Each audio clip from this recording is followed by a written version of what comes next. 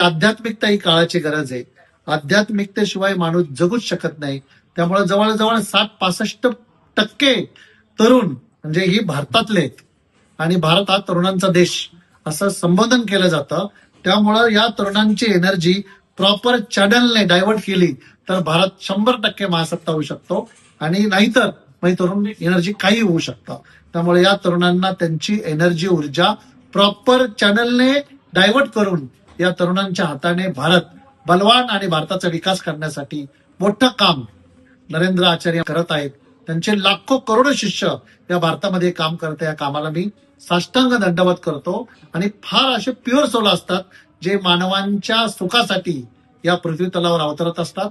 असा एक pure soul, या सोलला मी साष्टांग दंडवत करतो. त्यांच्या सर्व साधकांना मी शुभेच्छा देतो की खऱ्या अर्थानं जगा आणि जगू द्या हा मंत्र त्यांच्या प्रत्येकामध्ये त्यांच्या वागण्यातून मला दिसून येते.